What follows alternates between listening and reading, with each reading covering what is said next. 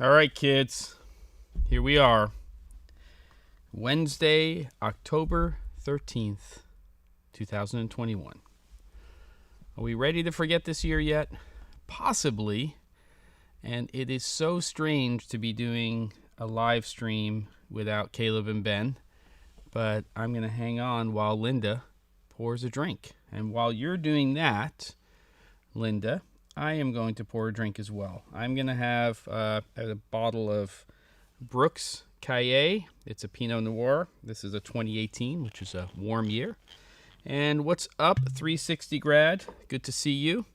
And whomever else has decided to join me. What's up, small brown fox? How's it going over there in the UK? So we're going to chat. I'm feeling fine. There's a bug going around, but I don't have it. Today we got a message from Caleb, and he's down for the count. And Ben is recovering, but I just decided to do a solo live stream and talk about a whole bunch of stuff. So this is all going to be about the chat. This is all going to be about conversations that are brought up in the chat. Hopefully I can answer some questions. We can talk about some things. And yeah, chill little family session, if that's what you mean, 360 grad. Hey, Juris, Rabid, Small Brown Fox, of course, Linda, and Rulafu. So go ahead and do it. I'm going to go ahead and do a little toast to Caleb, to feeling better, and to Ben, who's on the mend. It didn't go bad. It's not vinegar yet. It's been open for a couple of days. So here we are, and what I'd like to do is first just let's set the ground rules here. There aren't really any, but if you have a question, put in at the C47 in the chat, and we will have a conversation about wherever this takes us. Again, the guidelines, if there are any: no science, no religion, no politics. Everything else is pretty much fair game, so we can talk about the things that we love to talk about that aren't those things, because it's just a shit show out there, and I'd rather have an hour where we're just talking about gear and being creative and all that kind of stuff. David is having Spirits of the Apocalypse, Walking Dead bourbon with sparkling water. Jesus. That sounds like a drink for 2020 and 2021, and maybe for the 13th of the month. So there you go. Those are, I think, the perfect rules. I think if you leave those three subjects out of there, science, religion, and politics, we can all have a great chat. We can talk about a lot of different things. Food, by the way, is on the table always. I'm always happy to talk about food, and that is something that you may or may not know. So if you have something you want to talk about in that area, that's totally fine with me. But I think that first and foremost, a couple of things we could talk about, and let's get your take on it. Number one, Cine D has officially announced that they have acquired MZ. If you're not familiar with MZ, then I'm surprised. But it is really, one of the most prominent places to get education in terms of cinematography, sound, filmmaking in general. And it's a pretty big deal that they've taken that over. I've produced and directed a course on there on wedding filmmaking. I'm not the person in the video. And then I also have a course on a Canon camera in the digital cinema line, and I'm happy that it's found a new home, because the previous owner has taken a gig back at his prior company and is going to help run the show over there. So it's all good stuff. Drinking. Linda's having a Grenache Syrah Morvade. I don't know how to pronounce that, from France. So I guess it's a blend of those three grapes. We've got a sherry cask malt to open, and cup of tea for me for Baron Collins Hill. I'll get into the bourbon later. Been enjoying the Dickel Bib release lately. Cool. Awesome. Yeah, I just feel like drinking whiskey right now with the boys not being here. Probably not the time. So usually I'm not drinking at 3 o'clock in the afternoon on a weekday, but Cameron Flask is a good excuse.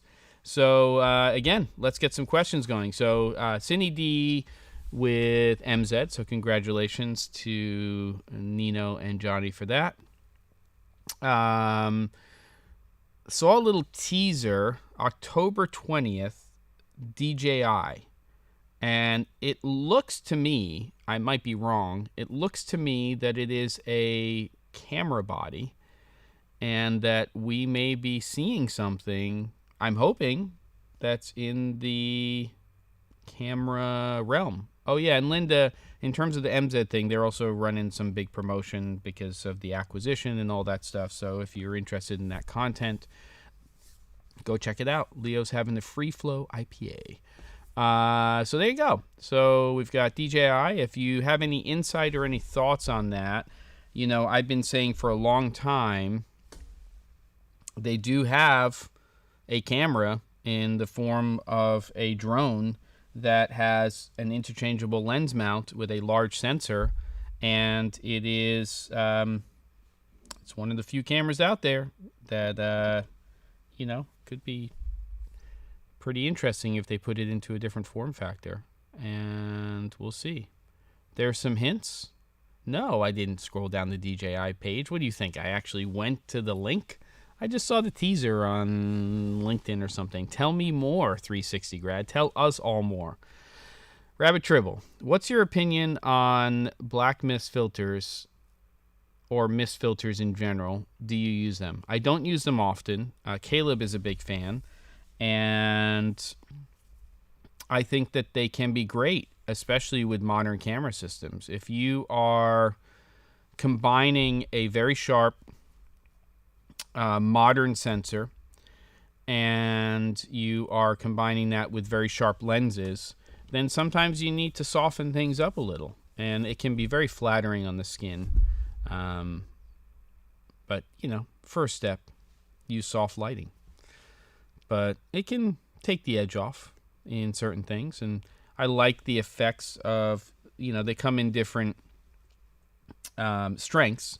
So I would tend to, when I've used them a couple of times, use them in a very, you know, minor strength. I don't like things that are overly exaggerated, too soft. But they've been around for a long time, and they definitely came in handy back in the day, especially with harder lighting and just sort of softening up some things. But they tend to make things feel a little bit dreamier unless you're going with, you know, just those minor strength versions of those filters. Yeah, so we've got the DJI thing, and 360 grad saying, well, they talk about filmmaking, CCD cameras, steady cams, autofocus, and stuff. Interesting. Is that the company, or is there just like chatter when you go down there with people's comments? I'd love to see a global shutter camera from them with a strong autofocus system.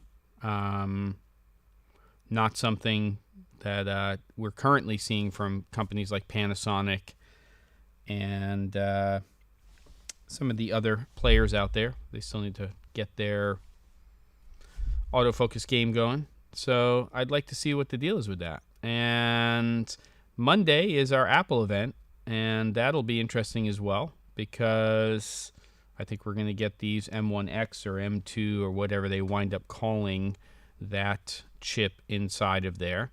I have a 2020 MacBook Pro 16-inch. It's ridiculous. It has a 720p garbage can camera, which is pretty much unusable, and you're kind of forced to use an external webcam or something else with that system.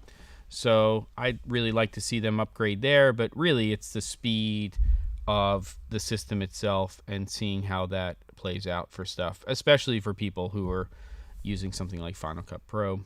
Yeah. And then 360 Grad said it's actually DJI who's giving the hints. So I'm looking forward to the 20th, see what they're doing. And I hope they do something that's a little bit different than everybody else. I'd love to see 32-bit. I'd like to see float, audio options in cameras. I'd love to see AI starting to be built into camera systems. I think there's a lot of technology that we're seeing in the photo world. If you take a look at a company like Skylum and even some of the stuff that's starting to happen in Lightroom when we're talking about real-time mats. And of course, that stuff is starting to happen in some form or another with smartphones and devices like that. So as processing power gets faster, then this technology moves to moving images. So I think we've got some interesting stuff to happen over the next 2 to 3 years, because we're definitely not talking a lot about resolution anymore. I think we've sort of hit our current ceiling at 8K for now, and we'll see how that goes. And now it's going to be about, what you can do to the image, number of stops of dynamic range, latitude, which to me is not the same thing as dynamic range. When I think of dynamic range, I think about how many stops of, black to white camera can capture. When I talk about latitude, talking about when you take that captured image, how far can you push or pull it? And it's one of the strengths of a camera system like the Alexa sensor and those cameras is that they tend to not necessarily always have as many stops as another camera, but they can have more latitude. So for the most part, most of our mirrorless cameras and digital cinema cameras are mirrorless cameras as well. They tend to be difficult to use when you quote unquote underexpose them. So if you tend to light for the image that you want to get to, and you tend to light again quote unquote underexposed, it's really hard on most modern camera systems to take that image and lift it without there being a lot of noise in the shadow areas of the image. And latitude and how far you can push that image, because pushing is basically taking an image that is exposed at a certain level and raising that overall exposure, can be done a lot more effectively with some camera systems than others. And that's one of the strengths of the Alexa system or ecosystem. Of course, the Amira uses the same sensor and has similar capabilities. 360 Grad says, possible talking point today could be the Roto-Light Kickstarter. I'd like to have your take on the two lights. I don't know much about them. I think, if I'm correct, they're kind of an evolution of their round circular lights. Is that correct? And if you could put some info in there, 360 Grad, on that would be great. I can do a quick search over here just so I can get my eyes on it, and then let's get some other questions inside of the chat, because again, everything is fair game except for science, religion, and politics. Cooking and food is okay. Roto-Light Kickstarter, let's see what they've got. Is this the EOS? Boom, boom, boom. Let's see. Boom. It's interesting. They're going, oh, I see. Yeah, okay, I saw these. Yeah, so it's the Neo 3, which is their on-camera light. Looks like, though it's hard to see from here, that maybe it's got built-in diffusion. Obviously, one of the things that's interesting about the Roto-Lights, I guess you're going to add that first. Touchscreen technology, boom, boom, boom. I don't know. Looks like they're going RGB. And then, of course, relatively unique to them is the idea that you can use those lights not only as continuous lights, but you can use them as as basically strobes or flashlights. Very different, but still. The Roto-Light has a Titan interface as a major selling point. I've offloaded. Okay, so we're getting into some camera stuff. That'll be great. Sync issue. Is there a sync issue? I don't know, to be honest with you. It's been pretty solid today, but Linda's saying that there may be a sync issue. I don't know. I could cycle my A10 Mini and see if that solves it, but I can't just leave like Caleb or Ben does just inadvertently, because it'll screw everything up for the live stream, which would suck. So let's see. Any more data on the Titan? On the Roto-Lights. Let's just talk about it. Same LED diodes as their expensive Titan. First LED with high-speed flash compatibility. I don't know how fast you could go on the earlier Roto-Lights. They did have flash capability. I just don't know how high speed you could go, and I don't know, what shutter speed you could sync up at. So it'd be interesting to get some more data on that. Small Brown Fox, I've offloaded most of my F-mount glass except for 85mm f1.4 and a lot of older AI and AIS glass, which I've kept for adapting. Interesting. That's funny. I'm not funny, but it's interesting you're bringing that up, because you're talking about, older stills lenses. I have been doing work for a particular client for quite a long time now, and I'm enjoying it immensely. And it's very creative. We're doing a lot of remote production. We're doing a lot of post. And good to know, Linda, that you're all good with the sync. And, it's been great, but two things have happened. It's kind of been very time consuming. Again, fantastic. But I'm itching for some more creativity. I'm definitely itching for creating some more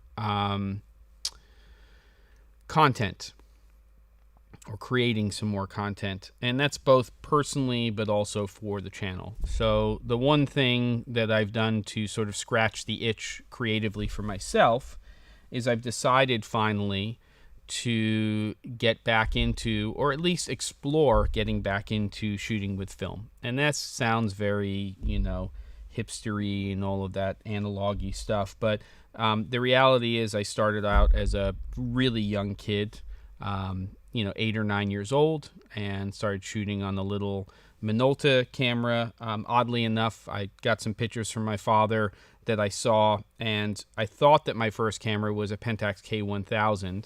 It was, in fact, this Minolta camera. I think it's the Himatic E. And what's interesting about it, which I didn't know until I started researching it, is it was released in 1971, the year I was born, and it has a 40 millimeter lens. It's a 35 millimeter film camera, and 40 millimeter on a full frame camera is my favorite focal length. So it's kind of a little odd, but kind of cool. So then I got the Pentax K1000, which couldn't be more opposite from that Minolta camera. It's a beast. I mean, it's a tank. You can beat the crap out of that thing.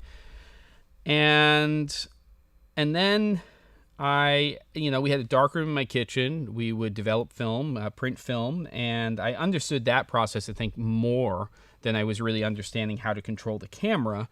And then there was just this huge, huge period of time where I did continue to shoot photographs into high school, but I then dropped off of that and then got into video and all of that stuff. And so I have a lot of older film lenses, and because my father shot Olympus for a long time, I have a lot of these OM lenses, but I haven't been shooting on film. So what I decided to do is I decided to purchase an Olympus body, and what I got was this. I got an Olympus. This is not why we're talking about this. We don't have to talk about this for long. This is the Olympus Om4 Ti. So this is really the last 35 millimeter film camera that Olympus made in the OM line, and it's pretty remarkable And I'm just on my first roll of film right now. I've got a roll of 400 T-Max. Tri-X is kind of the de facto standard, but this is a finer grain, and I'm more interested in shooting that. And I have some other film here we can talk about if you want. And what's really interesting about this camera is the metering system. It's incredibly advanced. It actually has a spot meter inside of the camera where you can take up to 8 readings into memory, and it'll give you an average metering. But it also has a meter for shadow and for highlight. So if I pointed this camera at something that was white and I didn't want it to come out gray, I could actually use that highlight metering, and it would meter and then tell me how to set the camera up so that it reads as white. I've got a lot of experimenting to do with this. Again, my first roll, I've got eight pictures on that T-Max 400, and then I have some other stuff that I'm going to be playing around with. T-Max 3200. So that's very fast. I may rate that at 1600. I've heard some things about that, and we'll see. I've got an Ilford HP5 here. I'm going to compare that to the T-Max and see how that is.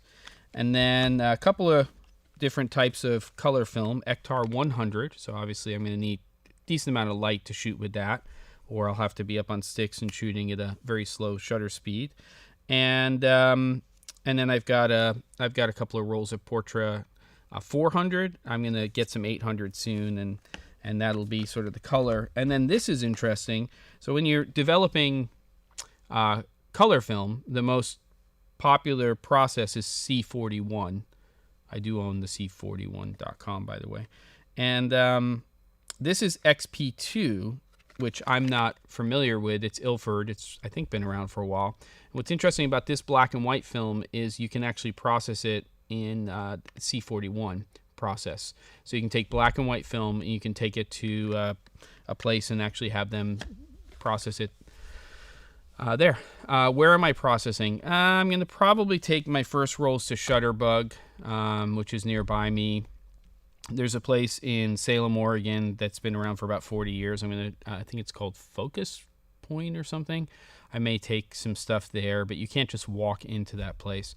So I'm just going to try a couple of different places. I may try a couple of the mail-in places as well. And yeah, there you go. Hey, cool, David. Your first SLR camera was a K1000 in college. I was a little bit younger when I got mine. I was like 10 or 11 years old, but it's good. Small Brown Fox, Praktica MTL-3. Yeah, I'm looking at the Minolta CLE camera right now as something that I think would be pretty interesting to shoot in. It uses actually the Leica mount and could be something fun. So I don't know. We'll see how it all goes. I do have an Olympus Om1 as well. The meter is broken on this, so I'd have to kind of go Sunny 16 process if I want to shoot with that. I don't think I'm going to get that meter fixed, but the meter in the Om4 Ti seems to be working perfectly, so I'm excited. I say perfectly, but you never know. And my wife's first camera, which we still have, is a Canon AE1, which is also, you know, similarly to the OM line from Olympus. And one of the things that was remarkable about this is when this came out in the early 70s, this was absolutely tiny for an interchangeable lens 35mm film camera. And the AE1 is also very small, but I believe came out quite a bit later, late 70s, I think. So yeah, I should go get an antique large format. Yeah, sure, I'll do that. I don't think that's happening. Lots of K1000s. Well, it was a great camera. Still got an F3, an FA, and an FM2. Yes, I've got, here, hold on.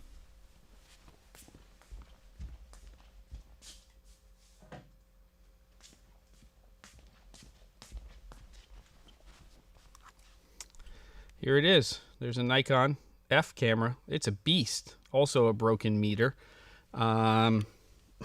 It probably weighs about 3 times what the OM does, but there's a reason that people could take those cameras out into the field and journalists were able to shoot in pretty much any type of situation.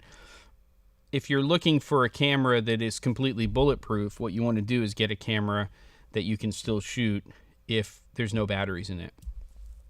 Interestingly, on this particular camera, you can, but you can only shoot at a 60th of a second. So you're kind of locked into that. So there you go. Cool. I also, Linda, did not become a real photographer until the digital age. And it wasn't because of the cost of entry. It was because of the gap between when I shot as a kid into a teenager and then getting into video and, shooting some stills here and there and having it processed and, developed and printed. But it wasn't until the 5D Mark II came out and I had already been in the video world that I really learned how to use a camera properly. And that's when I really understood the triangle and understanding that relationship between shutter speed and aperture and ISO or ASA and how to control those things. And it's a lifelong journey. You think you've got it, and then you get into a different scenario where the lighting, it's always the lighting, is different, and you struggle. And that's part of what's fun about photography and about capturing images. F3 is a workhorse. And these are all great cameras that we're talking about. And, the beautiful thing right now is that you can still get film developed. You can still go through that process. And I like doing it. I think for personal reasons, there's no aspiration of doing any of this for work. I may or may not talk about it on the channel, depending on if I think there's something interesting enough to talk about. But I do feel like it's scratching the itch a little bit that I have right now. And no problem, Travis. Made it. Sorry, I was buying a Yashica T2 with teleconverter and 3 rolls of film. Are you taking the piss or are you being serious? Because that's pretty funny if that's true. Cool. So there you go. All right, let's get into some other questions. What else do we want to talk about? I mean, you can hit a site and pull something up from News Shooter or CineD or somewhere else, or we can just talk about. That's so funny, Travis. What should we talk about? I may mess with the 120 camera too that we have, but we'll see. It's not a Rolleiflex, but Yashica mat. It's there if I want to put film into it and go down that route, but I'm going to stick to 35 millimeter right now and see what happens. All right, let's talk about Z9 or Z9, sorry, small brown fox. What do you want to talk about with it? Tell me. New Canon 3D lens, that thing looks funky. Aren't they talking about that for like VR or something? Are they making it in RF mount? I don't know. And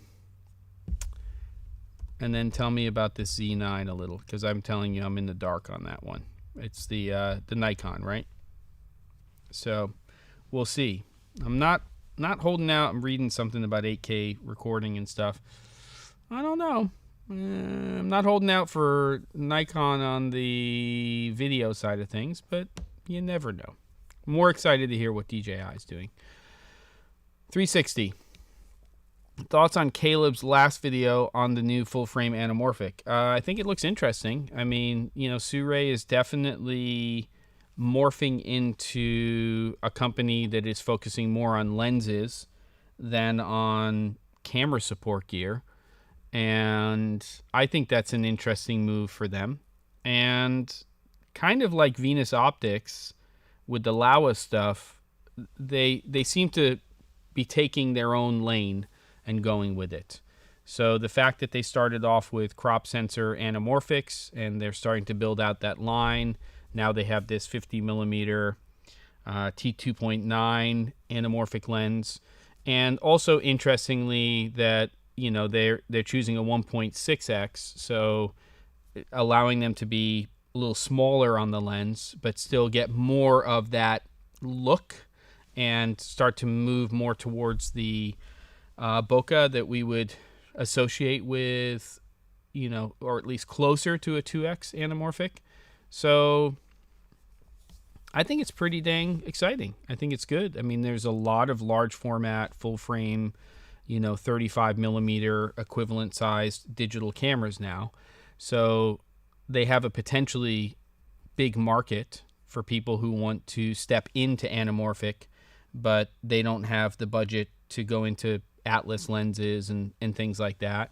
So I think that for under $1,500 US, a lot of people may have a play with those lenses and have a good time. So I think it's an interesting move if they can keep the quality of the lenses comparable in the different focal lengths that they're going to come out with. I think they're going to do a 28.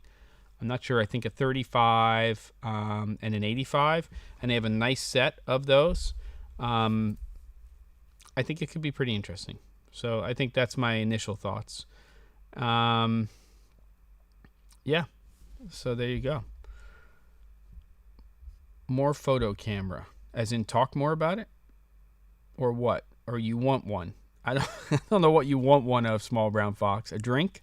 I have a few low output LEDs. I am thinking that what I really need is a powerful COB light for flexibility. Thoughts? Yeah, I mean, I think that's the problem with older LEDs in general, is you're getting relatively low output out of them.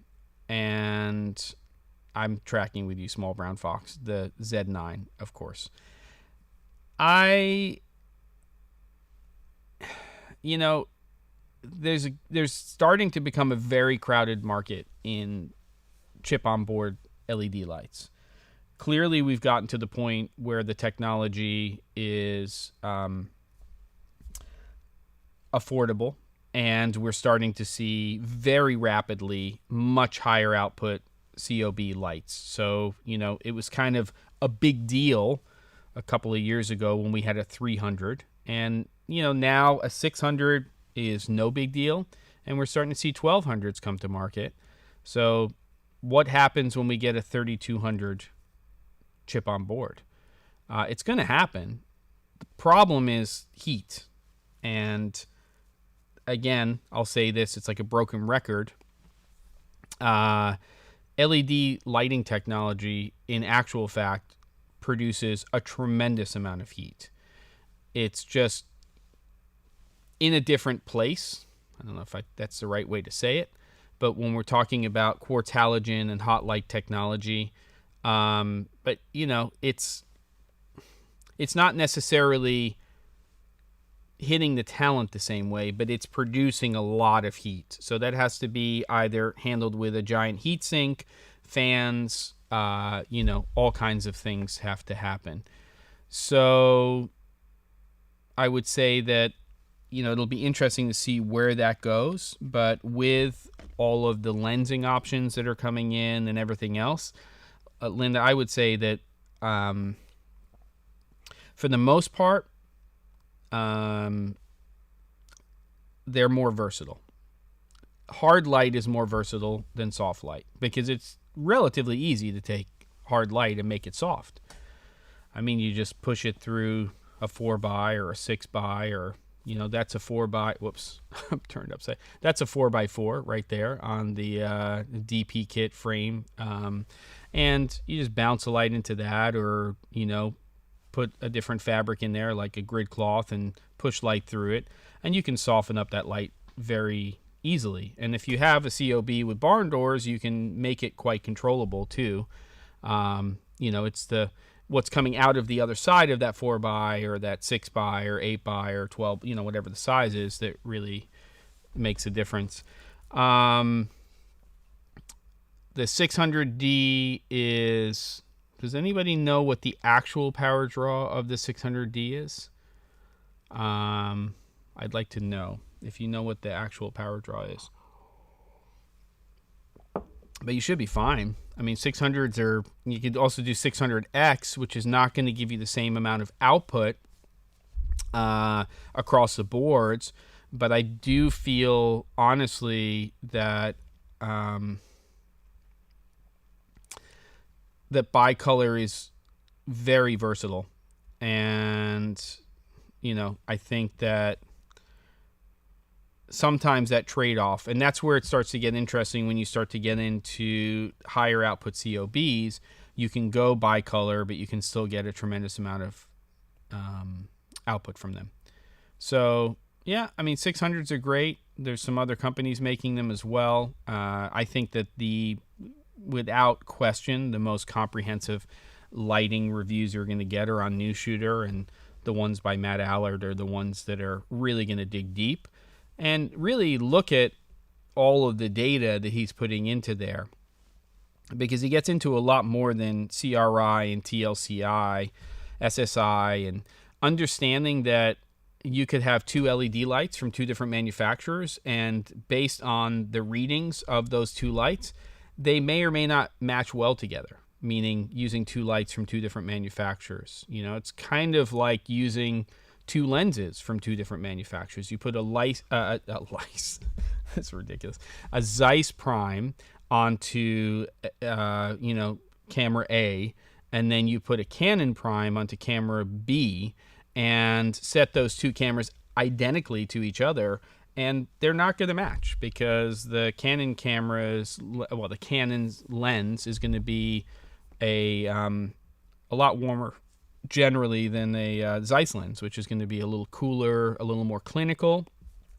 Obviously, in post, you can shift those, but there is a reason why it's a good idea to use the same camera bodies and the same lens families when you're doing productions, especially multicam, because of that look and feel, or even single camera where you're swapping out your lenses during a shoot. And whether that's primes or zooms, it's still a big difference. So you have a favorite lens. I have an Olympus Zuko 55 f1.2. It has that nuclear coating on it, and it reads a lot warmer. And then I take another lens from another manufacturer, or even actually some of the other OM lenses, the Zuko lenses, and that's the problem there too. Yeah, COBs are big for traveling.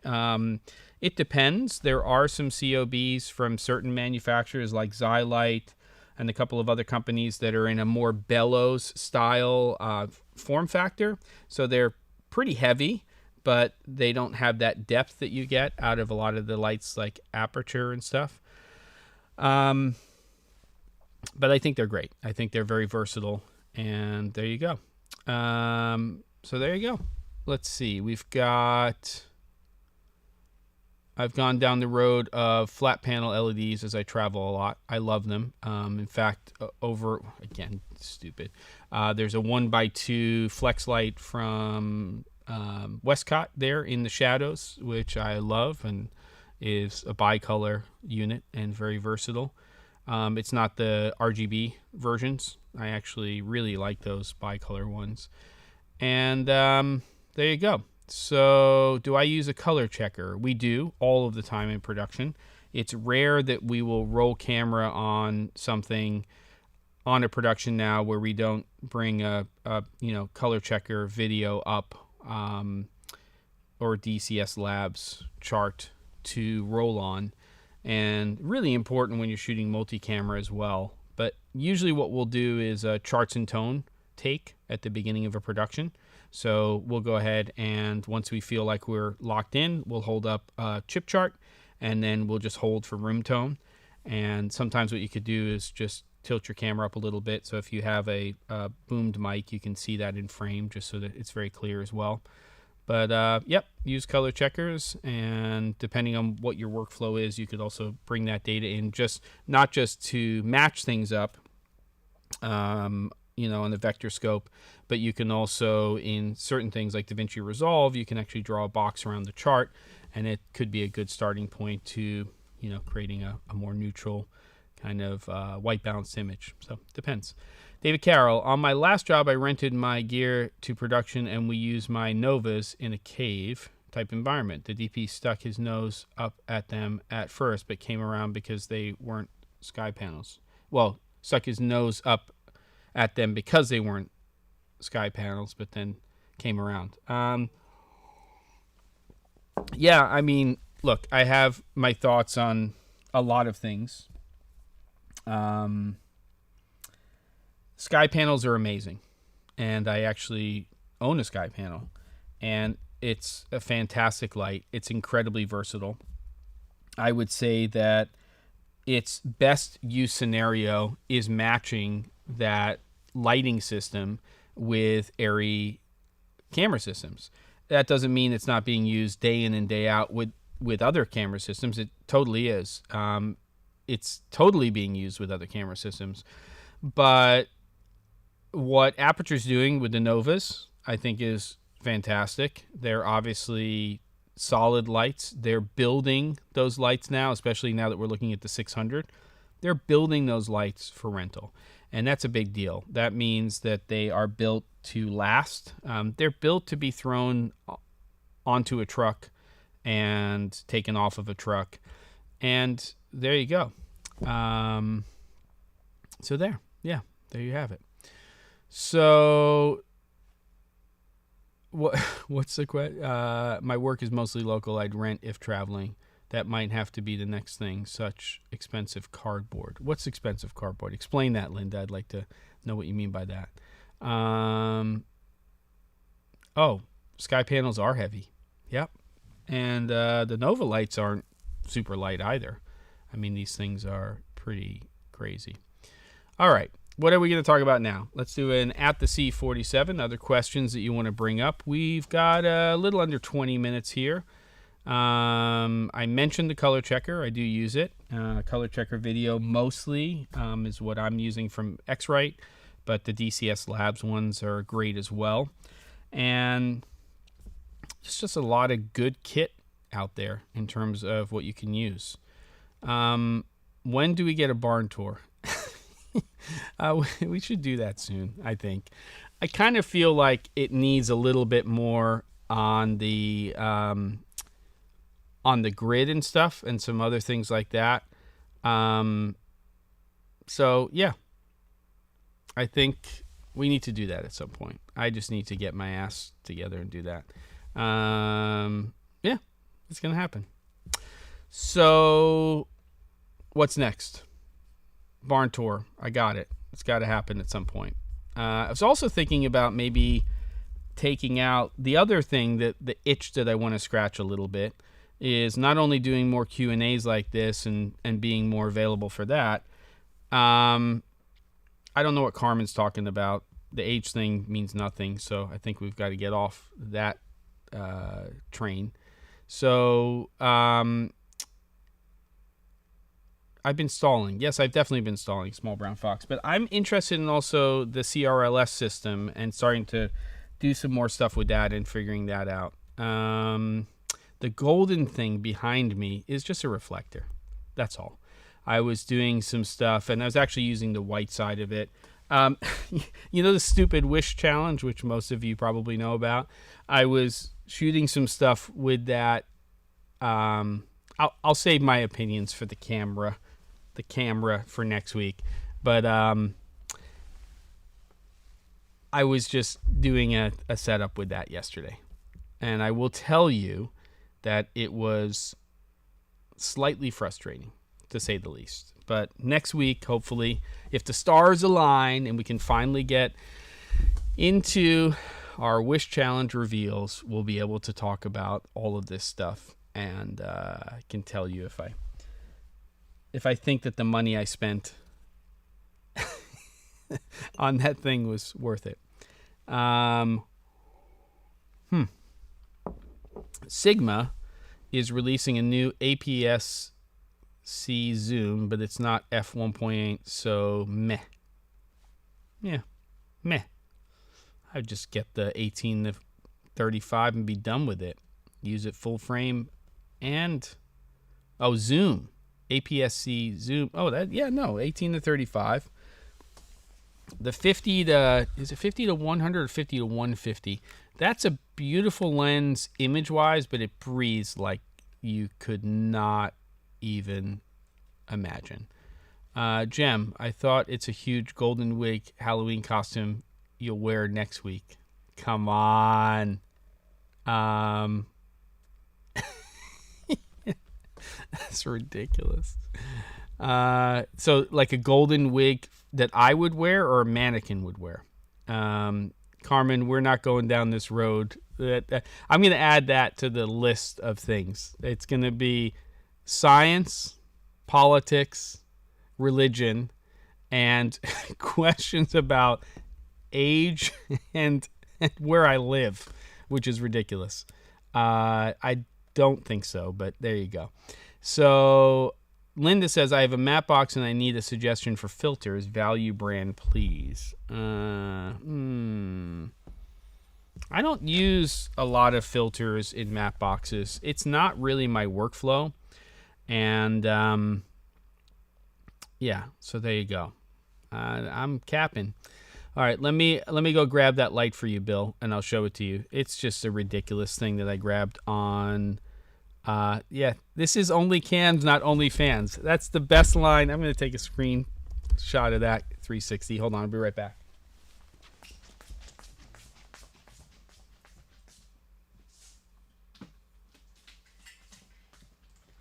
It's a long trip to get back. I got a couple of these things. They're stupid. They're little, I guess you call them aurora borealis or atmosphere lighting things. This thing's like 25 to 35 bucks on places like Amazon. You could probably find them on Wish as well. I just hope you don't find some other stuff. And there you go. So the other one that's over my it's because the image is flipped. I'm so turned around. The other one over my right shoulder is a little bit higher output, and they're fine. They kind of are like disco lights, I guess. They're more atmosphere lights, but I don't know. I just threw them up, and looks like Small Brown Fox. It's all you now, so you can have that conversation. So. For the filters, is it format? Do they still make filters? Obviously, there's Tiffin, there's Schneider, there's the regulars. And then I'm just wondering if there's anybody else. There's another company that starts with an F. I've heard their filters are quite good. I primarily use threaded filters on my cameras. So that would be vari NDs, fixed NDs, polarizers sometimes, and stuff like that. So, yeah, I would say the Sigmas are due for a little bit of an update. It's interesting also, it looks like Sigma may be making AF lenses for, maybe that's what you're alluding to, for even the Fuji mount, which is interesting because there's very few companies who, who are doing that. One of the interesting things that's interesting about Tiffin, by the way, Linda, is that they also make different degrees of their filters. So sometimes there's, more expensive or less expensive. Carmen, I don't think this is the channel for you. I think you may want to find a different location to go hang out because we're going to just keep talking about cameras and lighting and lenses and stuff like that. So it's a little bit noise, kind of not the camera and flask chats that we have. So 4x4 Lee, they're great. No color cast, which is good. And anybody else, feel free to just chime in on filters and things like that. Because when we get a question, I'm not necessarily the only one who's going to have the answer. What else do we need to talk about? Hey, it's okay. It happens sometimes. So what do we got? I'm going to get a little bit more wine here, and we've got another 10, 11 minutes here. So let's get a couple more questions in, and I appreciate everybody who came in today just to have the chat. I'd like to do some more specific live streams, so if there's things that are outside of camera and flask that you'd like me to talk about, again, I may do some stuff with the CRLS stuff in the near future and set some stuff up and really get my head around that even more in terms of using that. BS1H from it's Panasonic, right? Am I losing my mind? It is. Looks interesting. It's the lack of NDs in that camera, to me, I think was a big mistake. I think they could have gone just slightly bigger on the camera, but clearly it's not in their professional digital cinema line. So I don't know. Now you're getting it, Carmen. The Light, probably 3 years old, depending on which one you're referring to. And then we've got some other ones here, 6 months, 3 months, all that stuff. So yeah, I think for that BS1H, the big thing for me is lack of ND. And again, we're not seeing anything related to AF on there that's anything to write home about. I'm interested to see what Sony does next. And obviously, I'm hoping some of these other companies get into the autofocus game a little bit more seriously. Panasonic especially. I mean, that EVA 1 is so... Talk about a refresh. Sigma lenses? No. Panasonic is definitely due to get into that space again and come up with something that doesn't have the worst screen on it in the history of screens, pretty much, and a menu system that's just maddening. I did not see the new Tilta Mirage matte box with motorized variable NDs, and there you go. Linda, I really want to move to a cinema camera with built-in ND and I think you mean SDI out. Yeah. I mean, the interesting thing right now about the market is that a lot of the cameras, including the C70, FX3, and some of these, sort of $6,000 sub cameras, don't actually have SDI. They might have a time code port, which is BNC, but the SDI out is not part of the camera system. So we've got a production coming up in November where we're going to smash two FX9s next to each other behind a teleprompter. And we're choosing those cameras because of their small form factor and because we can get those lenses pretty close together for our two shots. And it's a very specific requirement for that production. But no SDI out, so we're going to obviously have to cage those things and get some sort of locking HDMI, because if they come out during a 1.5 to 2 hour live stream, it's going to be a problem. I have not had a chance to try the Amarin 100X and 200X lights. Obviously, Caleb has stuff on his channel. I trust that. Carmen, I will answer no phone. I'm not streaming on. I'm just using a regular laptop computer, and I'm using a mirrorless camera going into the computer. So pretty common now that you can do that. Jem, quite interesting form factor differences between the RF70 to 200 compared to the new Sony version. Yeah. I mean, are you saying, isn't the Sony much bigger, or am I wrong on that? Are you talking about the white lens from Sony? Tell me more, 360 grad. I feel like I'm a little bit under a rock. Yeah, GH6. I wonder if that will drop soon. Again, I would rather Panasonic focus on getting a digital cinema camera together.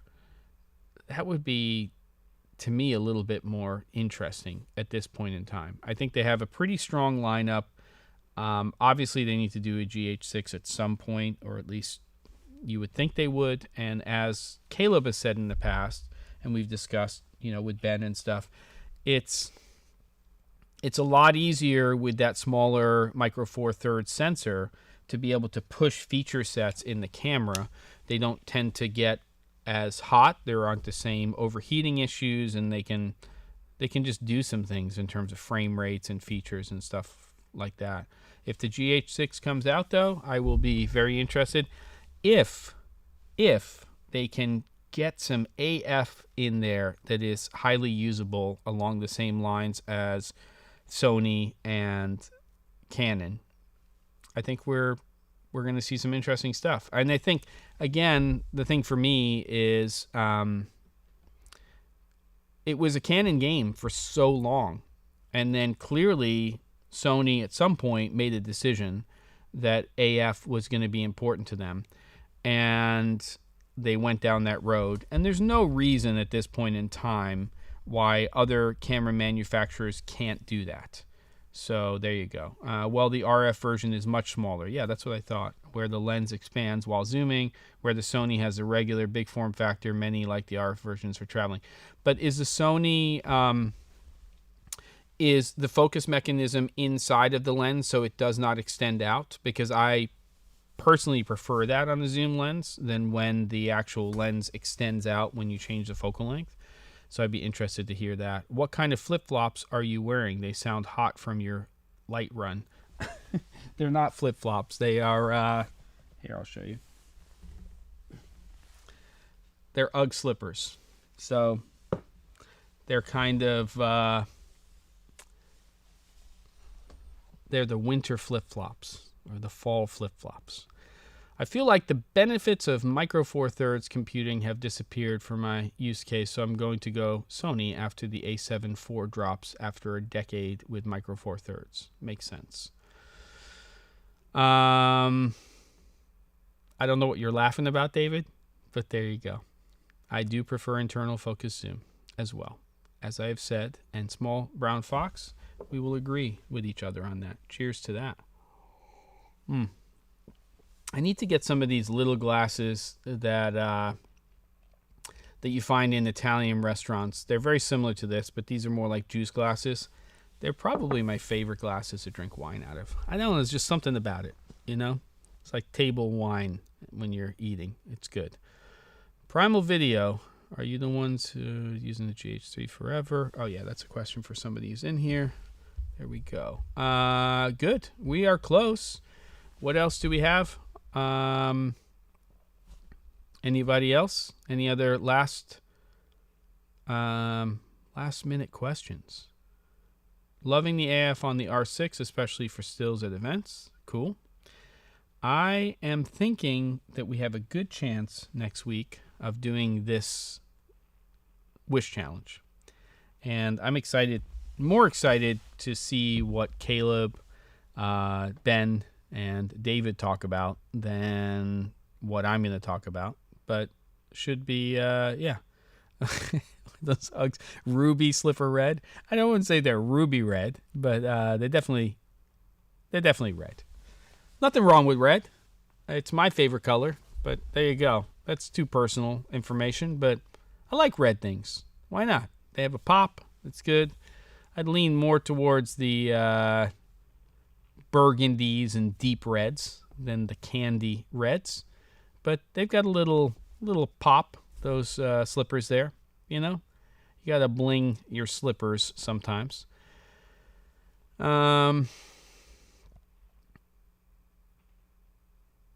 Yeah, a groove is a groove. Dirt's getting in there. You know, if there's dust or dirt or water, it will find a way. It just will.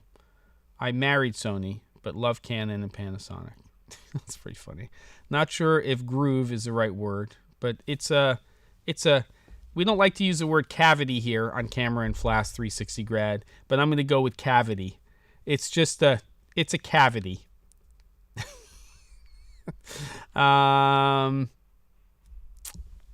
UGG slippers are the bomb. And with that, we're a minute away. Any last things that people want to say? I'm going to say goodbye soon. I've got a kid who's playing a football game today, so I'm going to go make some schnitzel and mashed potatoes, maybe some cucumber cream sauce, some good food to eat.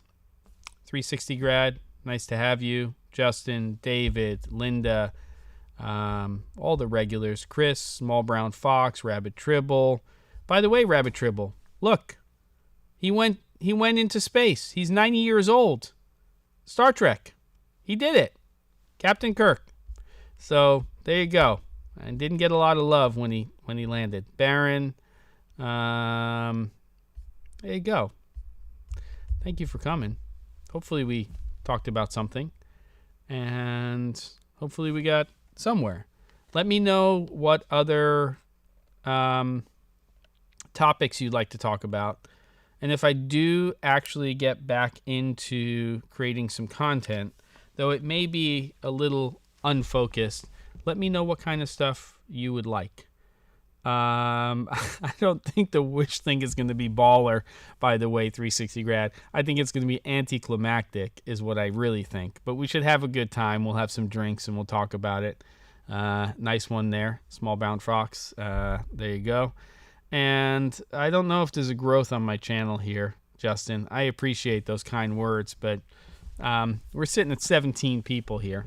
So the numbers don't lie, but I love talking about this stuff. And yeah, I got some stuff on LinkedIn Learning. But if you've got questions about production, producing, things like that, I am around. Let me know what topics you want to hear about. I'm not interested in reviewing products. I'm not interested in getting a lot of new stuff in. I just want to talk about the things I want to talk about and that you want to talk about. The Blue Origin crew should have all been wearing oh my God. And there should have been like the Statue of Liberty coming out of the ocean and stuff. That would have messed people up. That's a different movie, by the way. And I appreciate you. And with that, everybody, it's 4:01 p.m. here on the west coast of the United States. And small classes are the best. And with that, everybody, take care. See you next week.